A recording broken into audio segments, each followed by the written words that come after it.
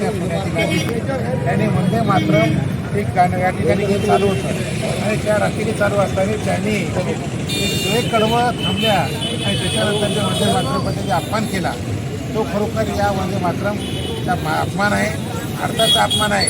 ज्या वीराने आता तिरंगा झेंडा आता घेऊन बलिदान दिलं, प्राणाची आहुती दिली आणि देश स्वतंत्र केला. प्रत्येक ज्याने बलिदान दिलं होतं ते एकच वाक्य होतं, वंदे मातरम, भारत माता की जय, आणि देश स्वतंत्र केला. अशा बलिदान देणाऱ्या खरोखर ज्या बलिदान दिले त्यांचा अपमान केला आणि भारत देशाचा जे संसदेमध्ये ठराव पास झाला, महाराष्ट्रात ठराव पास झाला, त्याचा या ठिकाणी सोनिया गांधींनी केलेला अपमान आहे. त्याचा हिंगोली जिल्ह्याच्या वतीनं आम्ही या ठिकाणी जाहीर निषेध करतो. या ठिकाणी आम्ही वंदे मातरम इथे सर्व आता सर्व शासनानं अगोदर कार्यक्रम सुरू होण्याच्या अगोदर आणि कार्यक्रम संपल्याच्या नंतर दोन्ही वेळेत पूर्ण आता पहिले 1-2 कडवे घेत होते, पण आता वंदे मातरमचं पूर्ण गीत व्हावं आणि या माध्यमातून भारतात पूर्ण ठिकाणी आपण बघितलं असेल का हिंगोलीसुद्धा आणि प्रत्येक ठिकाणी भारत स्वतंत्र झाल्याच्या नंतर ते राष्ट्रगीत आहे, राष्ट्रगीत आपण सर्वांनी घ्यावं.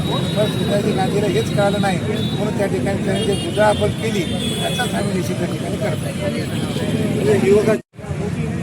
15 ऑगस्टचा स्वातंत्र्य दिन काँग्रेस भवन इथे चालू असताना काँग्रेस पक्षाच्या राष्ट्रीय नेत्या यांनी वंदे मातरम गीत चालू असताना 1-2 कडवे झाल्यानंतर त्यांचे जे हावभाव होते त्या विस्तृत झाल्या होत्या. मला तर वाटतं या देशाचा मोठ्या प्रमाणात त्यांनी अपमान केला. ज्या वीरांनी, ज्या शूरांनी या देशाच्या स्वातंत्र्यासाठी आपलं बलिदान दिलं, आपली आहुती दिली, त्या वीरांचा, शूरवीरांचा आणि संपूर्ण देशाचा त्यांनी अपमान केला. म्हणून भारतीय जनता पार्टी युवा मोर्चाच्या वतीनं आम्ही या ठिकाणी जिल्ह्याच्या वतीने जाहीर निषेध करतो.